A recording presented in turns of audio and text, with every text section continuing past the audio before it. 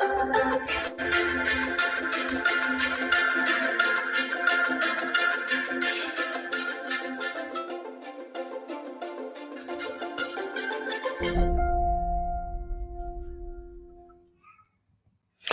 everyone, Jeremy Shinewald here from mbaMission, and thank you so much for joining us today. This is my first time doing this with GMAT Club, although we've been great partners with GMAT Club, Bogdan's team, for many, many years. I'm told I'm supposed to introduce myself personally. I'm one of the founders of the industry, I suppose you could say. I've been doing this for 20 years. I've written 2 books on the MBA admissions process, and conducted countless free consultations for applicants from around the world. We are thrilled to be the leading firm on GMAT Club at mbaMission. If you look at reviews on GMAT Club, by hundreds and hundreds of reviews, we've just tried to embody client-oriented values for the last 20 years, and it seems to have paid off in winning many fans in the GMAT Club community and the MBA community worldwide. So again, just delighted to be here. I'm going to throw out a little caveat before we start, which is that in this COVID world, or we're winding down the COVID world, but I could still be interrupted by a screaming child in the background. I hope everyone will be patient with that, and I'll do my best to be my candid, straightforward self. So without further ado, let's bring out our first guests, and we'll learn more about them, and hopefully I can provide some insight into their candidacies. They'll be helpful to all. I think we can all learn from each other's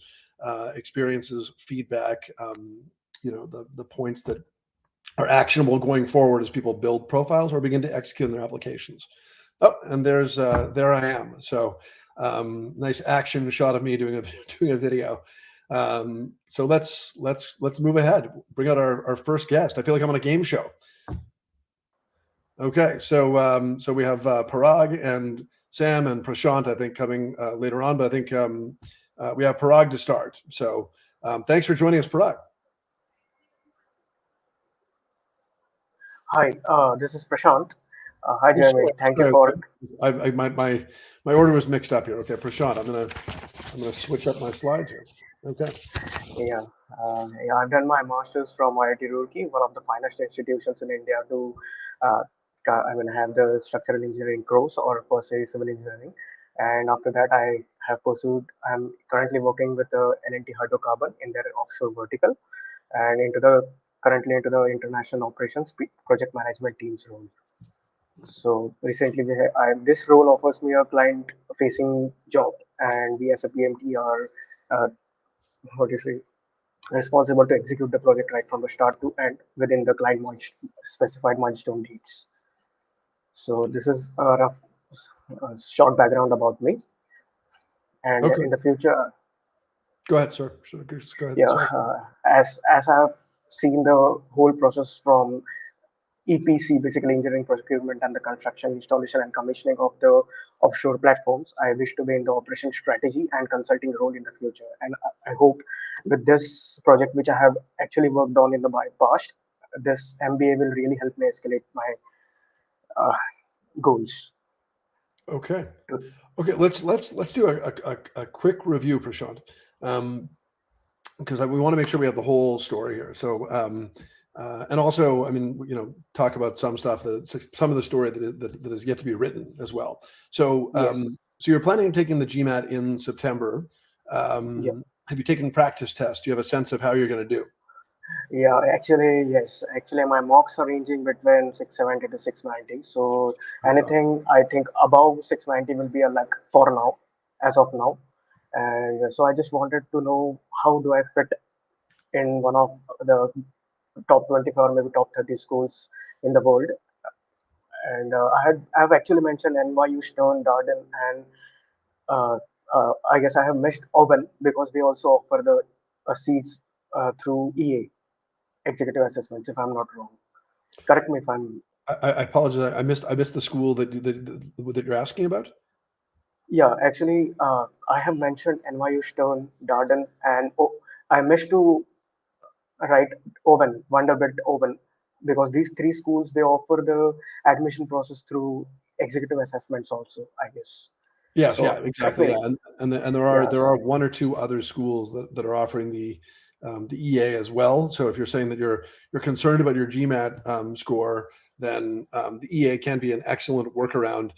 It sort of is what the GRE was many years ago, which is the scoring wasn't terribly well understood by the MBA admissions committee, and they found it to be an easier way to not an easy way, but an easier way to accept applicants that they liked that had lower GMAT scores because they could do they could take the applicant that they liked without having to sacrifice their class profile, their class average that rankings bodies care about, their class profile that their alumni care about, or that they just like to brag about. So you're right to think about taking the EA as a workaround. If you do end up with a 670 or 690, Prashant, you're an educated applicant. I'm impressed. Not that many people know about the EA right now, so that's great. Okay, and are you looking at a round 2 application, or are you more than are you looking to apply in the coming year? Yeah, I'm looking for the coming year, and I'll be applying for the round two only, because round one, I think it seems I'll be for my first target is GMAT. If I'm getting a score around 690, 680, then probably may not even think for EA.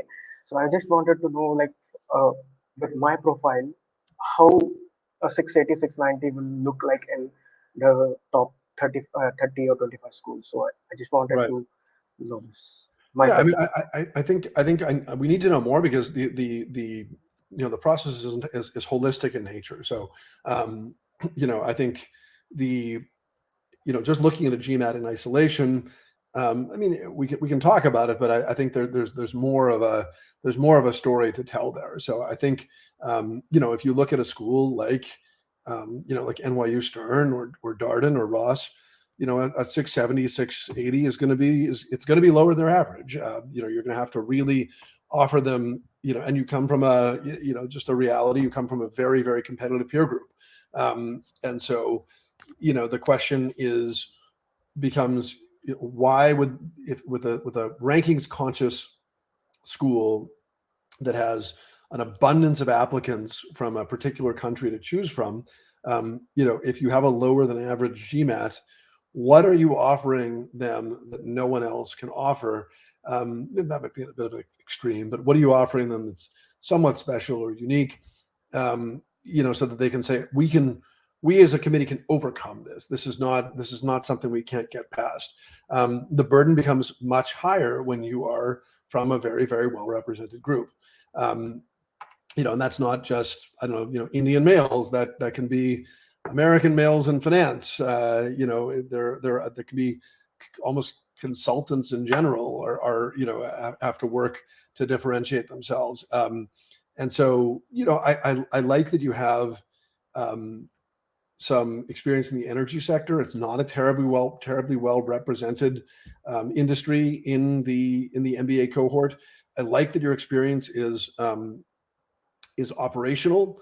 That you're like a lot of MBAs have advised from an office, and there isn't necessarily bankers, consultants, are there isn't a direct connection between what they're doing at times. This is not all, but at times, in a lot of cases, and between the actual, like, there's a more remote connection than, hey, I led a team of 12 construction crew members to complete an offshore project, which I've got some a note that you provided earlier saying that you've done that. I mean, that type of hands-on management is actually surprisingly missing from the MBA classroom. And so I like the fact that you've had hands-on experience in an underrepresented industry.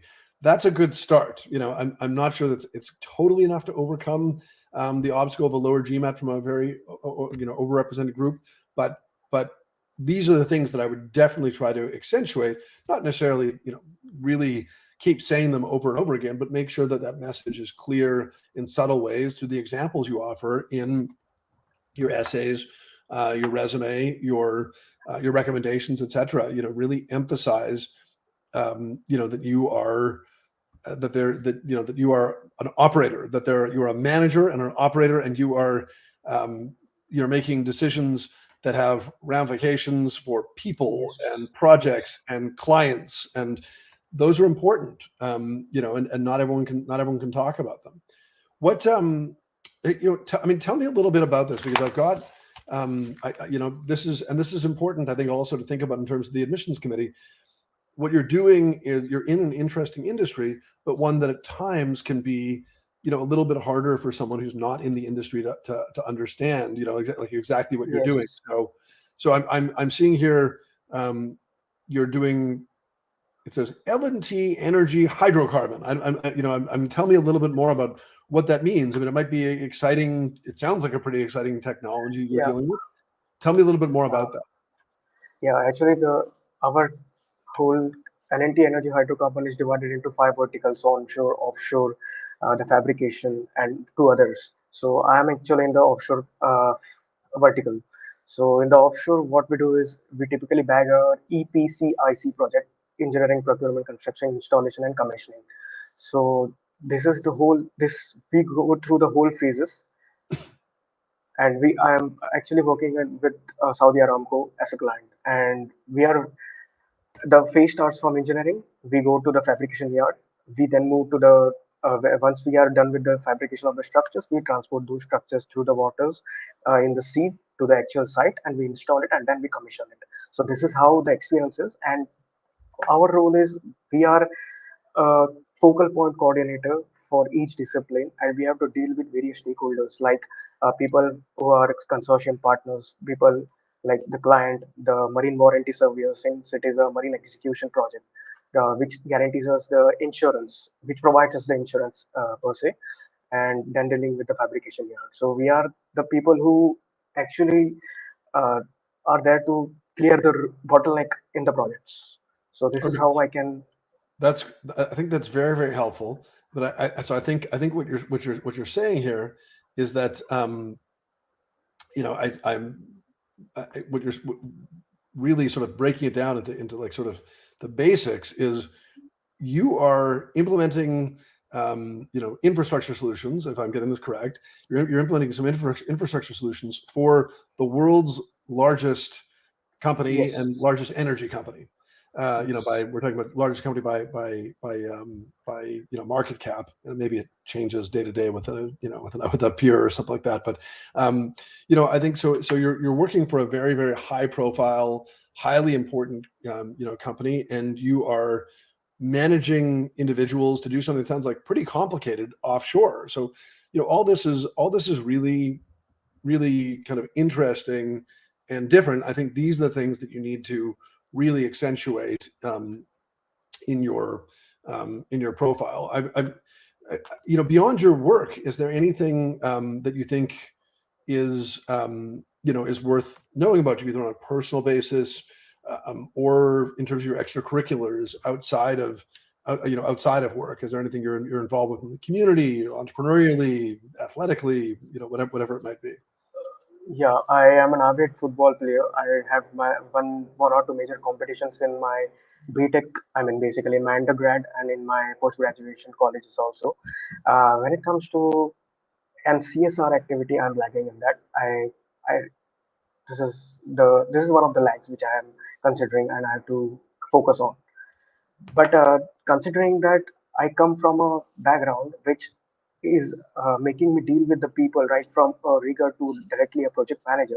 So do you think really NGO experience kind of thing is really important to me? Right, that's a very good question. Okay, so Prashant, great question. It's not that the NGO experience is critical in and of itself. It's that sometimes it can show values, or it can it can just reveal something about your character or interest. But I think what the more important piece is for most is that it's just that on a relative basis, if you have lots of candidates that are kind of doing similar things, if one has been more active outside of work, they're sending a message about about how they conduct themselves. And they're basically saying, hey, here's one applicant who has applicants aren't apples to apples like this, but here's one applicant who has this GPA and this GMAT and works in this kind of field. And here's another one who has all those things and is pushing himself after work. And it doesn't mean this person needs to be the Director General of the United Nations, but this person is, whatever it might be, helping to dig freshwater wells or helping to, raise funds for a museum. But it isn't the activity that matters. It's more the point you're making about yourself, which is you're saying, I can't shut it down. I'm constantly achieving and pushing myself. And because of that, you can have confidence in me, that if you accept me, that I'm going to have that kind of drive and tenacity going forward. And so it's more an opportunity for you to share, to share your, to share more about like your motivations and personal style. And so I think, relative to other applicants, again, if you're saying, look, I have a lower GMAT score, I don't have many extras, it becomes harder. And I think if you're saying, and I think everyone has some extras that are, that are lurking, that come out through brainstorming, whether it's, it doesn't need to be formal, engagement with an NGO. You can show extras by, by being an excellent mentor to someone on your team in a formal or informal way. You can show that you, I don't know, redesign training for your company or recruited people, or there are other ways. Like they're not just saying, hey, we only give people credit. It's not a point system for community work. But what they're saying is, we're an elite global institution. We want the people who are going to push themselves hard, and and by volunteering outside of work, or by doing the extras whenever asked inside work, if you don't have to do the recruiting or you don't have to do the training sessions, then you're saying, hey, I'm someone who has high expectations for myself. I push myself hard, and I'm going to continue doing that in the future. It's just how I'm built. Does that make sense? Yeah, sure, it does. Yes. So It really I would challenge you to think about those extras at the office, or even in your personal life. Like if you were, I'm being a little bit facetious here, but if you take the little old lady down the street grocery shopping every week, it doesn't matter that you don't do it through the NGO, or if you helped, prop up your friend during tough times, or you helped your friend to vet his startup idea and it took off. All those things, count. It's not that they're not counting. I put count in quotes there. They're not counting like, points. It's just that they're trying to get a sense that like, hey, I'm Prashant, and I'm not just my GPA, my GMAT, and my professional experience. I'm more than that, right? Yeah. So that's a challenge for you. Okay. Abhijit, I'm not sure how we're doing on time, and maybe you can shoot me a private chat on this. I'm kidding. I'm getting into Prashant's story here, and I just want to make sure that we leave time for everyone. I think that you're, a lot of what you're, what you're sharing with me would suggest that you're with the GMAT score you have, and maybe you can switch to the EA to help yourself at Stern, Darden, and Ross, because you want to be in a do no harm situation, right? And like I think 670 would make it very hard for the admissions committee to accept you. The reality is, if you were from Cameroon or Suriname or Cambodia, whatever, they might say, hey, this is our once in 5 year chance to get someone, and this experience is very interesting. But I think compared to your countrymen, I think that it could be challenging. So I think that you're probably if you take the EA, I think it opens doors, but I think that you're really, it's going to come down to you like telling this, this energy infrastructure management story, trying to broaden your story. I think that you might have an outside shot at an NYU Stern, a Darden, or a Ross, but I think you're more comfortable at a, certainly at a Rotman or a NUS Singapore, where Rotman you're above that average. You're and I think they're a school that admittedly has a a higher acceptance rate. It's just a less selective program. So, you could consider some of these alternatives.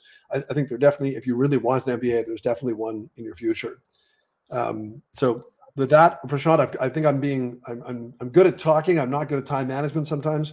I think we're going to move on to one of your peers, but stick around. We'll do some questions. Sure. Okay. And I'm not going to take a guess here. Okay, sorry. This is Parag, right? Or I'm going to take a guess. This is Parag, right? Okay. We got my slides and applicants mixed up. So Parag, thanks for joining us and for sharing your background.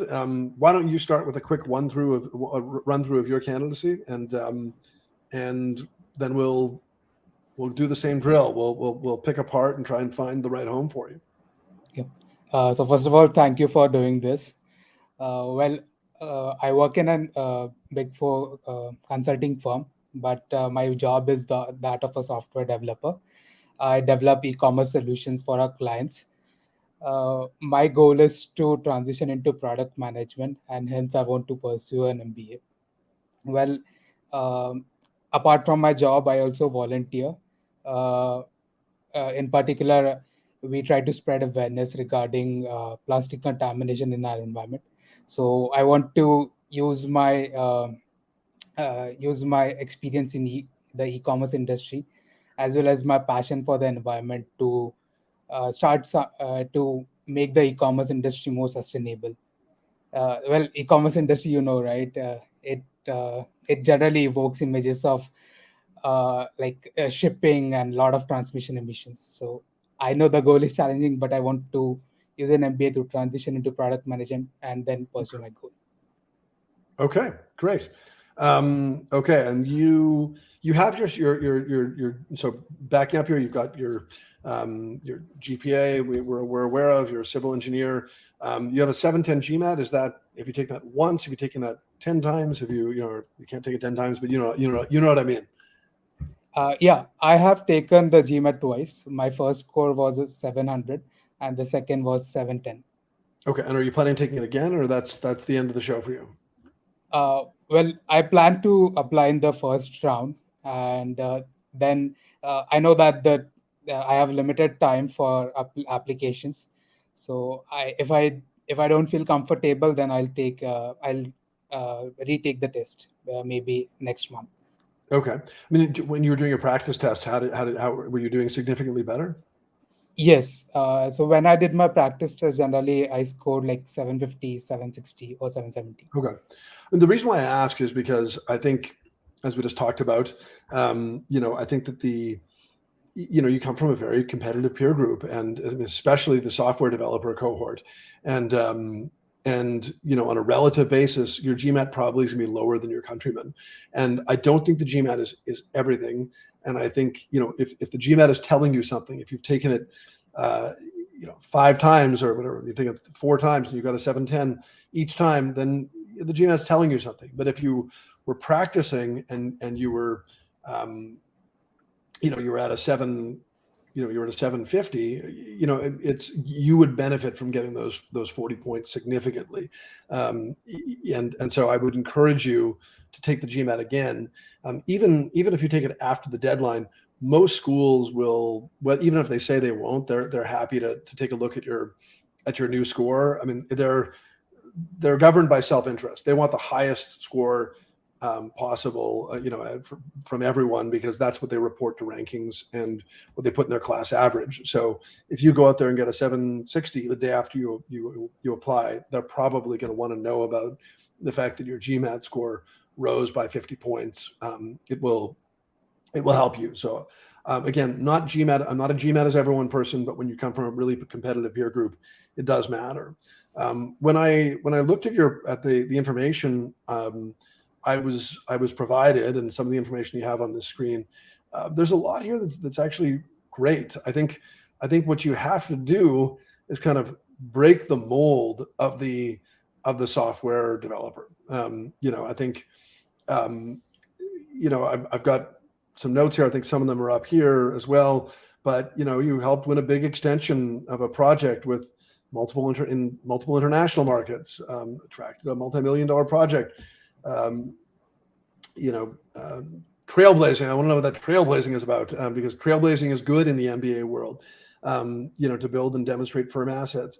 You won 5 internal awards, and I've got you've got it up here. Includes Best Buddy, introducing new hires to firm culture, helping them make connections at work. I've got there's a lot here. I think there are even extracurriculars at work that may not be up here. I've got a note saying that you were the co-leader and the only consultant, of an internal community of 60. That maybe you can tell us a little more about that. But tell us a little more about that. So tell me more about the co-leader of your internal community, which you gamified. Yes. So there is a community of practitioners, and we work on a certain technology. So to inspire more innovation and for more well-being activities, we have created this community and we organize various events for them. And we have introduced games and rewards to increase participation in that community. Okay, so I mean, it seems like you're not just a conventional software developer per se, but it seems like you're part of a team that's helping to win business, to extend projects. It seems like you're consistently winning awards. You're a culture carrier and a contributor to your culture.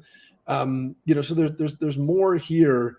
I'm going to be honest with you in saying that I think a lot of admissions officers can kind of glaze over when they see a software developer. So I think that your goal through your resume, through your essays, is really to quickly sort of show them, like I said earlier, you're kind of breaking the mold. You're a team lead. You're a management of 7 people. You're a manager of 7 people.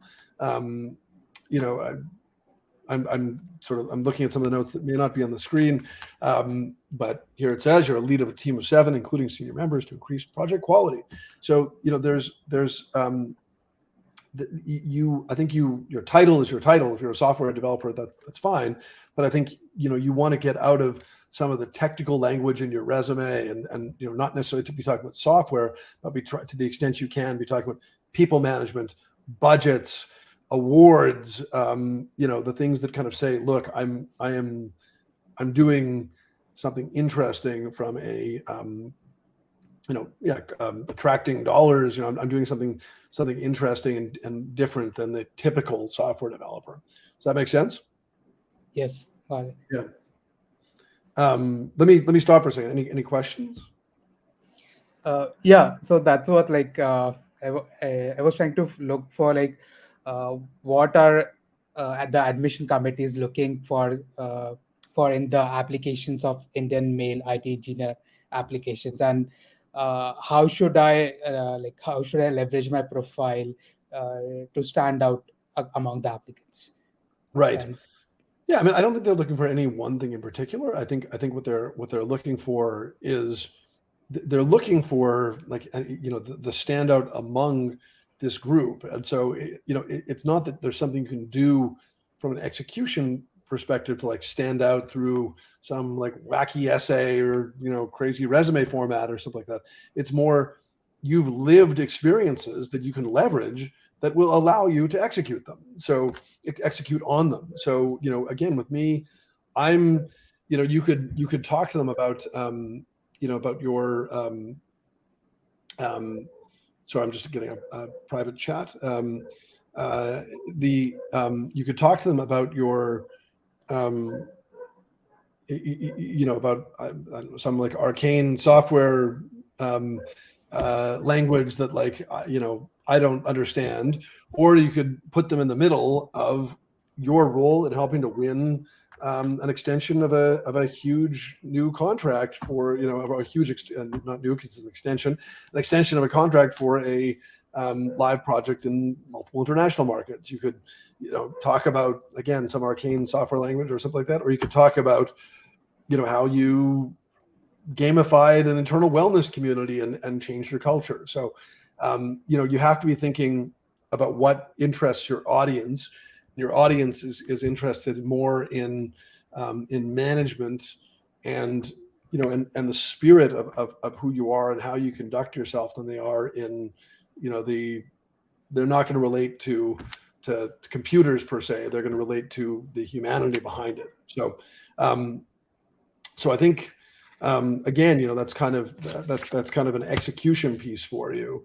I think your goals seem fine. I mean, they seem connected with where you are. It's not too much of a leap to make to get from being a software developer to a product manager, in an e-commerce firm. I mean, if anything, there's an argument that would say that you kind of have a better understanding of some, the way an e-commerce firm might work. I think the key is, showing that you have a propensity for, for product management and showing that you have these kind of general management skills that project managers are that we depend on project managers to execute on. I think also for you, I think your recommenders can really help you. I mean, if they can compare you to a relative peer group and say that you have stood out, that you've won multiple awards, that you are, looked at to contribute in business development or, project extensions, it's a form of business development, that you're not sort of in a dark room, coding away, then I think that will really, really help you. And so I think you should be coaching your recommenders to the extent you can. Just go ahead. Yeah. So I've also taken some courses from Udemy regarding product management. So do you think it will be beneficial to mention those in resumes or anywhere else? You're taking courses from where? From Udemy. Oh, Udemy. Yeah, I mean, it's neither here nor there. I mean, I don't think it's a bad thing. I think if you can show, that you have, some experience. I mean, I don't know if they've had grades associated with them or anything like that. If you can show completion of them, like if they're not just kind of like passive,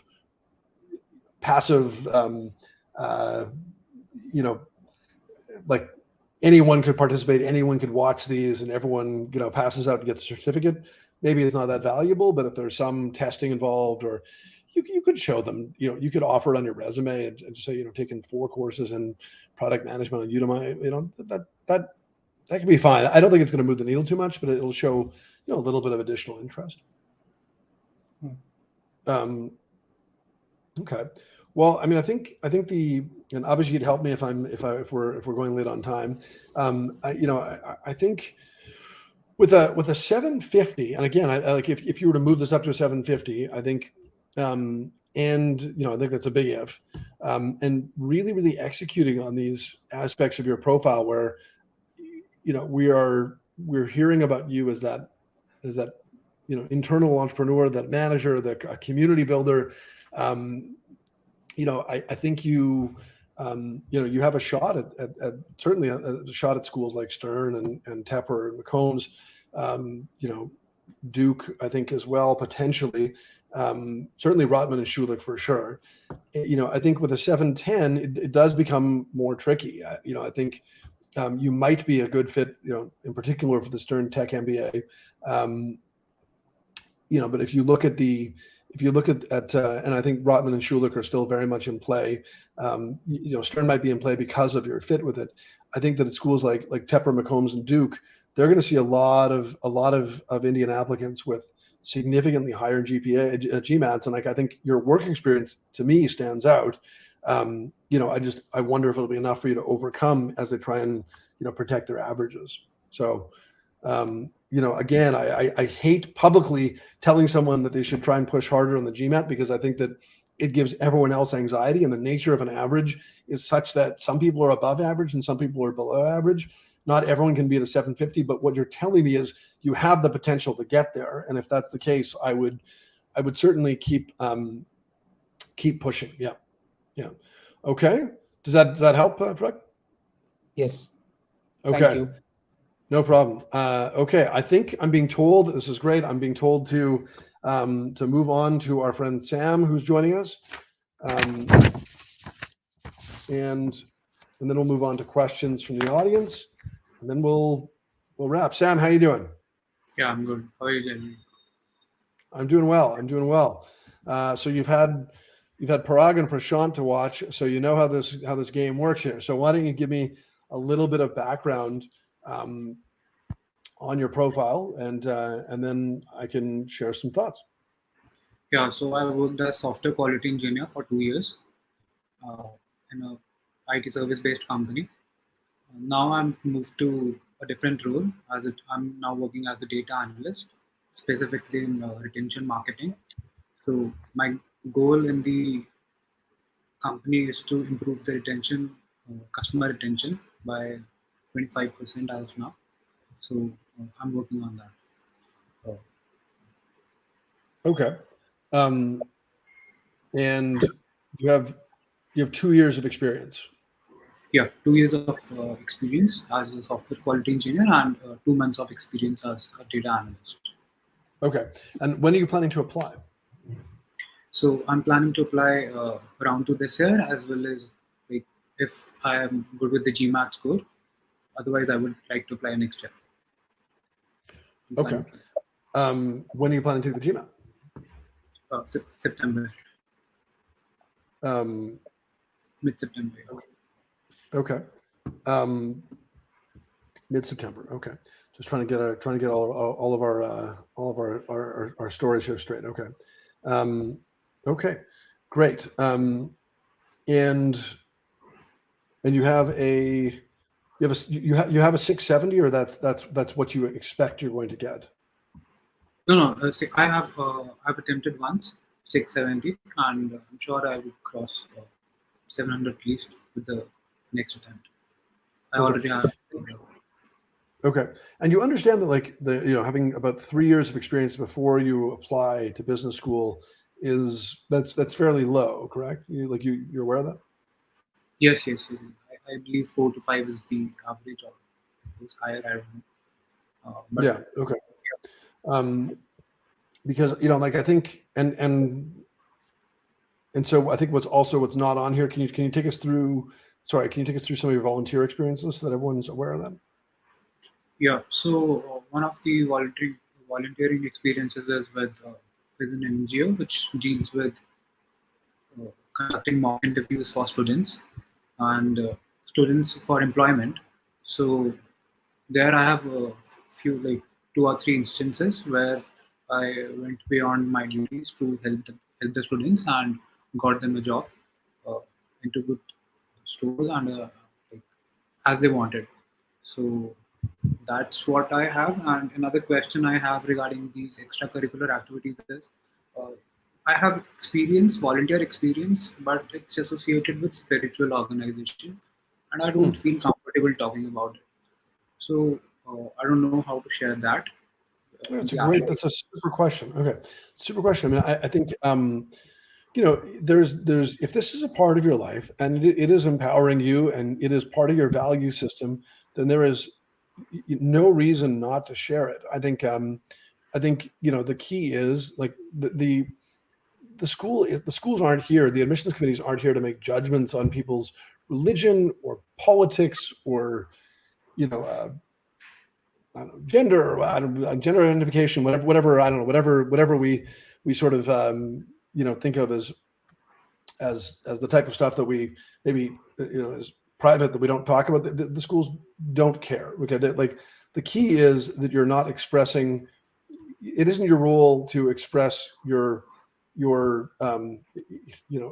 agenda in your application. So if you I don't know, to use an American analogy, if you are a Democrat or Republican, it doesn't really matter to them. The point is, you're not here to make the case for a candidate. You're here to talk about your commitment to an organization and why it's important to you. And so if you can show that you've been committed to a particular religious group and that you have used it to you've leveraged that commitment to help others to do positive work in our society, then I think that's something that you can definitely discuss. You're not here to discuss the religious tenets of the organization. You're here to discuss, the role you've had in the organization itself. Okay. Thank you. Yeah, thank you. Okay. So, and then it also says here that you've done market research for the Export Promotion Council for handicrafts, Yes. and you've headed a team of 15 volunteers, and then you also have volunteered to help specially abled participants in the Festival of Differently Abled People. So, so it seems like you've got a very strong social conscience, that you're really pushing yourself outside the office, which is great. So I think you've got a very strong, very strong kind of, identity outside of work, which is really good. I would say, if I think that you have to build your internal identity, and it seems like as a data analyst, you actually have, have that opportunity. You're doing a cool project where you're trying to, increase customer retention, and that could be, if you're successful, that could be interesting. Like it can affect an organization. And so, if I'm being candid with you, which I always am, that's my style, I think that you probably would benefit from the next year. I think you might run into some obstacles this year, and your chances might improve next, especially if your GMAT stays where it is. Your chances might improve next year if you can continue to, keep this very strong record of accomplishment in, outside of work, and you can build your resume within, and work. I mean, I don't know how quickly this retention project wraps, but if you can actually prove out that case and gain responsibility and do the next big thing, I think you'll have more of a story to tell. I think after 2 years, I think your story is still being written, and the interesting part, it seems to me, is just getting going. So there's no punishment for being I don't want to presume there's a reapplication in your future, but if you were to apply this year and then choose to reapply next year, if it weren't to work out for you, it's not like there's a punishment. People, they let reapplicants in. The reapplicant process is not there to tease and punish people. But I think that, I want you to be thoughtful about your time and your money, the application fees, etc. And if I were in your shoes, I personally would, and you can email me if I'm wrong in 6 months and you got in, but I'd be happy to hear that. This is just an opinion at this point, and I don't know you too well at this point. If you are a client of ours, I would certainly, dig way further in on this. But for what it's worth today, I would probably wait the year and consolidate my wins in my new job, and gain a very strong letter of recommendation, keep moving in my many volunteer endeavors that are quite impressive, get my GMAT score up, and be a better applicant and a first round applicant next year. That to me would be a better path. Thank you for the opinion. Thank you so much. No problem. Okay, so Sam, any last questions? Oh, no, not as of now. Thank you. Okay. All right. Well, I'm being told that there are some questions here. They're going to pop up. Is this okay? If you were Indian ethnicity and born but a foreign citizen and grown up overseas, are the barriers to admission just as high as being Indian? Do I need a 760 plus GMAT to get into an M7? Okay, so there are a whole bunch of questions here.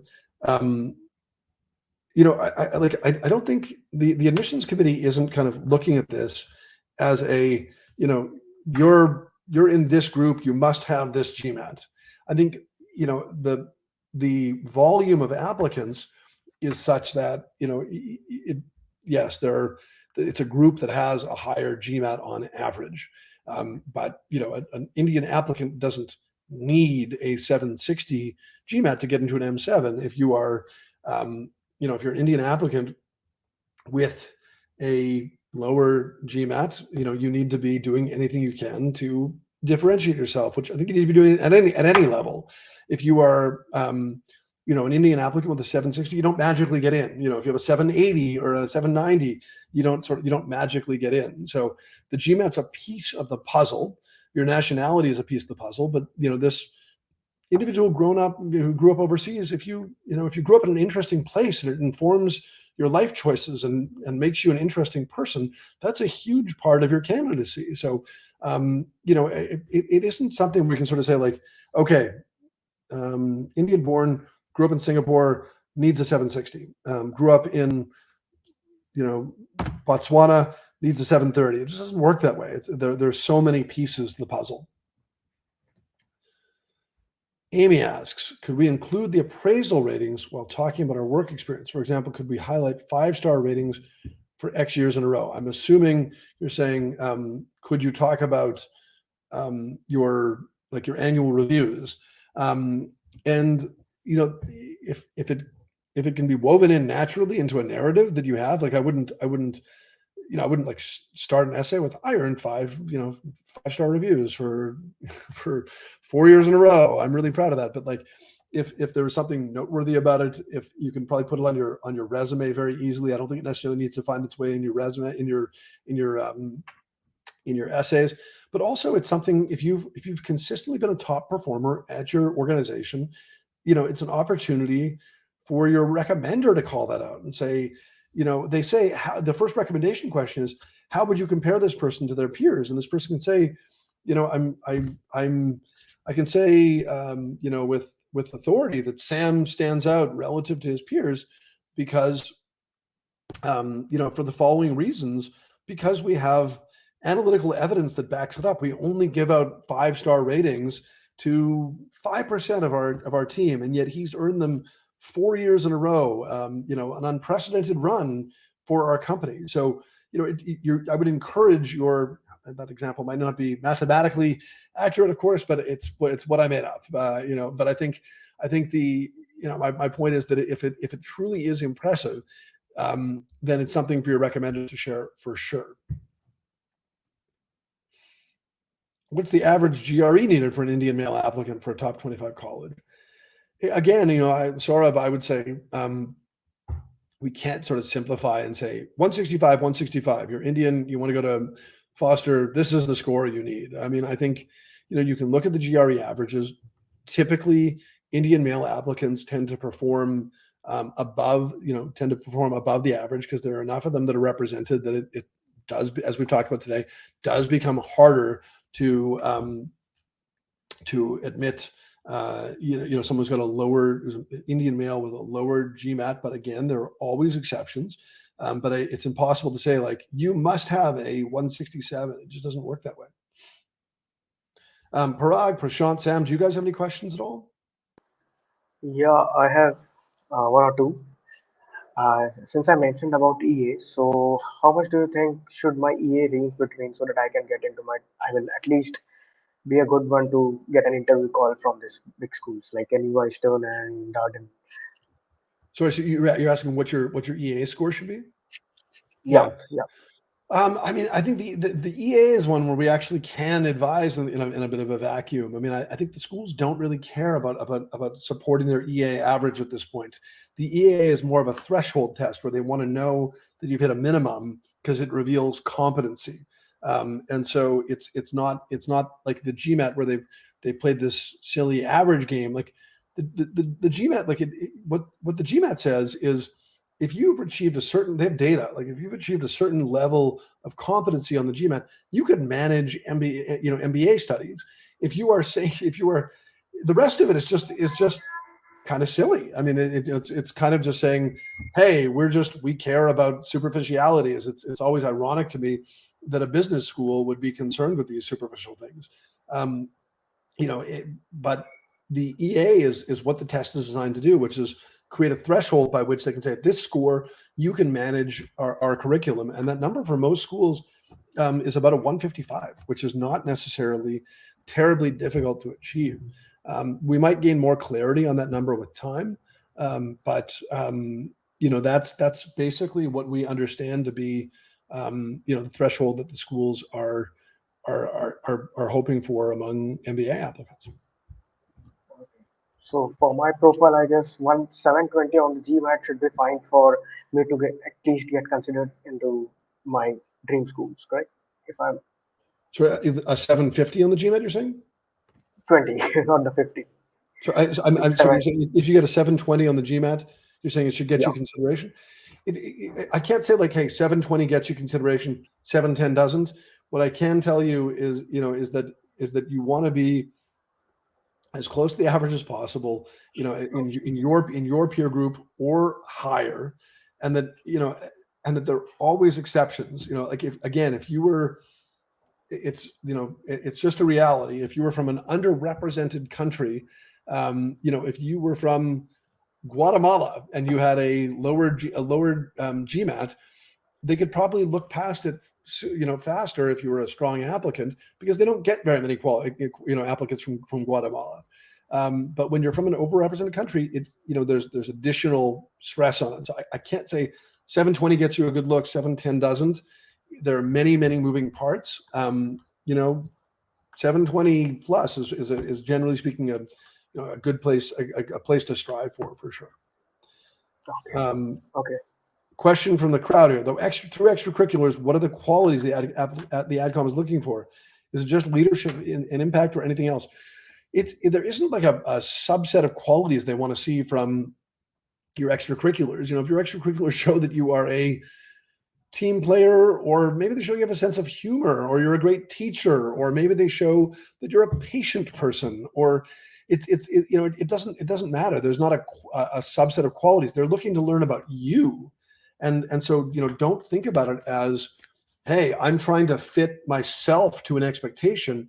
Think about it like, I'm just living an interesting life, and my values will come out from my experience. And so, as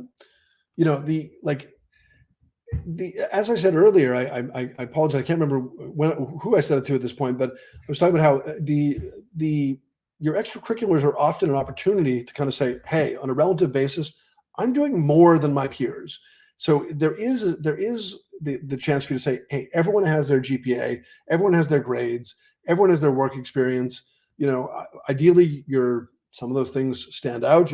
Ideally your GMAT's a little higher, your grades a little higher, your professional experience, like our previous individual, you're ranked at the top or whatever it might be, fine. Obviously these wins add up, but like your extracurriculars are an opportunity for you to say, hey, there probably are some applicants who I could be compared to in this pool. And if I do a little bit more, I'm kind of saying among those applicants, I am pushing myself to do more outside of work, and you can expect that will be an indication that I will continue to do that going forward throughout my career. And that's it. Like whatever particular value you're manifesting, it's appropriate to you and not everyone. Arav asks, is switching jobs in search of more responsibility at a higher designation beneficial or not? Does it matter if we work at an Indian company or an MNC? So manage your career, Arav, like you would manage it if you weren't going to business school. If there's a better opportunity, sounds good. Obviously, you just got a private message. If there's a better opportunity for you in your career, take it. I mean, unless you're just jumping from spot to spot. But if you've been somewhere for a reasonable amount of time and you've been given a good opportunity that will allow you to grow in your role and that will allow you to, reveal your, your professional strengths, then that's great. I wouldn't try to say like, this is a great opportunity for me, but it's at an Indian company, and so I should take a lesser opportunity at an MNC, or I'm at an MNC now, and I'm gonna hold back in moving because it's at an Indian. None of that matters.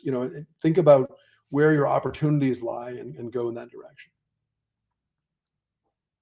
I think we're taking two more questions here. Amy asks, okay, and then we'll go to, I think Parag has a question. Would it look bad on a resume if I switched domains completely, worked in unrelated verticals in the same field, same company during our time at the company? It won't look bad, Amy, if there's a reason why you're doing it and it's connected to your development and your goals. So if you spent we'll use an example from today. You spent 2 years at software management, and then you managed to go into product management, and you want to be in product management in the future. You've effectively proved your case. Yes, if you're, working in software management today and then product management, then you shift to accounting, it's going to start looking a little bit weird after a while. But if there's a reason for you to get a certain kind of experience, then that's great. And then I think Parag has a question. So, or is it? Yeah, Parag. Yeah. As you saw, my GMAT score, it is 710 right now. So what do you suggest? Should I apply in round 1 for some schools without improving the GMAT, or should I wait for a retake and then apply in round 2? I mean, it depends how much better my notes are now scrambled. It depends how much better that you feel that you can do. And it depends when you feel that you can do that well. So were you talking about? I apologize if sort of the scores are hard to keep straight. But I think you were saying that you felt that you could improve to 750. Was that correct? Yes. I mean, if you think you can get there, I would take it. I would take it the soonest possible date that you feel like you can get there by, and I would try to submit it sooner. I think like it may not totally matter. Like if you're saying like, hey, where I am now versus 750 in round 2, yeah, you're probably better with a 750 in round 2 if that's what it's going to take. But if you can have your cake and eat it too, why not? If you think you can get that score soon after you apply, take the score, submit the score. Jay, this is our last question. Jay gets the last question. If my goal is to run a startup or be engaged in entrepreneurship, how is that looked at by the admissions committee, given that I won't be accepting job offers and that may affect their employment report?